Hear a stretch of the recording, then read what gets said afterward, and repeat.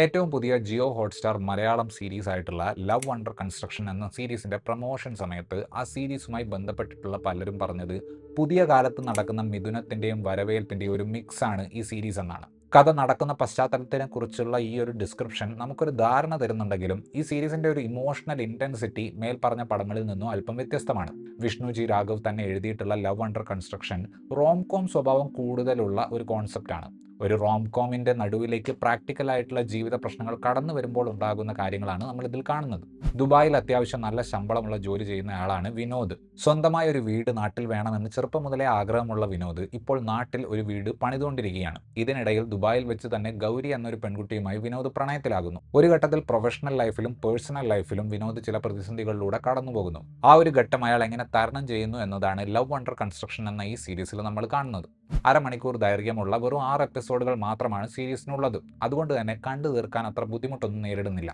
ഇതിന് മുന്നേയായി ടോവിനോ തോമസും കീർത്തി സുരേഷും അഭിനയിച്ച വാശി എന്ന സിനിമ സംവിധാനം ചെയ്ത വിഷ്ണു ജി രാഘവ് നല്ല രീതിയിൽ സെൻസിബിളായ റൊമാൻറ്റിക് കോൺവെർസേഷനുകൾ എഴുതാനും സ്ക്രീനിൽ അവതരിപ്പിക്കാനും അറിയുന്ന ഒരു സംവിധായകനാണ്. വിനോദും ഗൗരിയും തമ്മിലുള്ള റിലേഷൻഷിപ്പ് വളരെ ഓർഗാനിക്കായി സ്ക്രീനിൽ ഡെവലപ്പ് ചെയ്യുന്നത് നമുക്ക് കാണാൻ സാധിക്കും.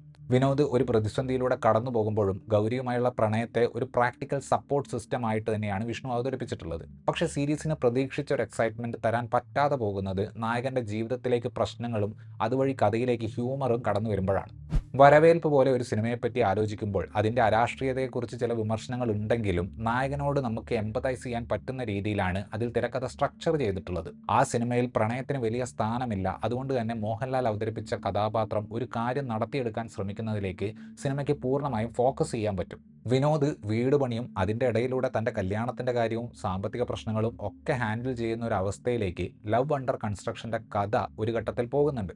റിലേറ്റബിൾ ആകുന്നു എന്നതുകൊണ്ട് തന്നെ ചില സീനുകൾ രസകരമാണെങ്കിലും നമുക്ക് ഏറെക്കുറെ ഊഹിക്കാവുന്ന കഥാസന്ദർഭങ്ങൾ തന്നെയാണ് അവിടെയൊക്കെ വരുന്നത്. ഭീകര പ്രശ്നമാകും എന്ന രീതിയിൽ അവതരിപ്പിച്ചിട്ടുള്ള ചില സബ് പ്ലോട്ടുകൾ കഥയുടെ അവസാനത്തേക്ക് എത്തുമ്പോഴേക്കും എളുപ്പത്തിൽ പരിഹരിക്കപ്പെടുന്നുണ്ട്. വിനോദിൻ്റെ റൊമാൻറ്റിക് സൈഡും ആകപ്പാടെ ടെൻഷൻ അടിച്ച് എന്ത് ചെയ്യും എന്ന് ചിന്തിക്കുന്ന ഭാഗവുമൊക്കെ നീരജ് മാധവ് കൺവിൻസിംഗ് ആയിട്ട് തന്നെ സ്ക്രീനിൽ അവതരിപ്പിച്ചിട്ടുണ്ട്. വളരെ സട്ടിലായിട്ടുള്ള പ്ലേഫുൾനെസ് റൊമാൻസ് ഭാഗങ്ങളെയൊക്കെ സ്ക്രീനിൽ ഭംഗിയാക്കുന്നുണ്ട്.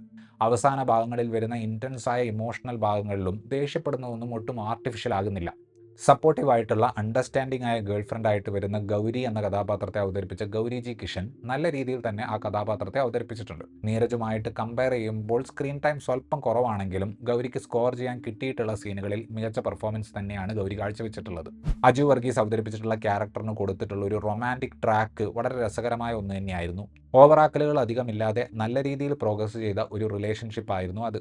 ഒരേ ഒരു കുഴപ്പം എന്താണെന്ന് വെച്ചാൽ തുടക്കത്തിലെ ആ കഥാപാത്രത്തെ ഒരു പിന്തിരിപ്പൻ കാരിക്കേച്ചർ സ്വഭാവത്തിൽ കാണിച്ചതുകൊണ്ട് അയാളുടെ പ്രോഗ്രസീവായിട്ടുള്ള മാറ്റത്തിൻ്റെ സ്പീഡ് കുറച്ച് അൺറിയലിസ്റ്റിക് ആയിട്ട് തോന്നി. ആൻഡ് ജമീല സലീമിന് ഈ സീരീസിൽ മികച്ചൊരു കഥാപാത്രത്തെയാണ് ലഭിച്ചിട്ടുള്ളത്. ആൻഡ് ക്യാരക്ടറിൻ്റെ ലൈഫിലുള്ള കോൺഫിഡൻസ് അവർ നല്ല രീതിയിൽ തന്നെ സ്ക്രീനിൽ അവതരിപ്പിച്ചു. ആനന്ദ് മന്മഥൻ ചെയ്തിട്ടുള്ള കോൺട്രാക്ടർ കഥാപാത്രം ഡിസൈൻ ചെയ്യപ്പെട്ടിട്ടുള്ളത് തന്നെ സ്വല്പം ലൗഡായ രീതിയിലായതുകൊണ്ട് ആ കഥാപാത്രവുമായി അസോസിയേറ്റ് ചെയ്തിട്ടുള്ള കോമഡിക്കും ഒരു എക്സാജറേറ്റഡ് ഫീൽ ഉണ്ട്.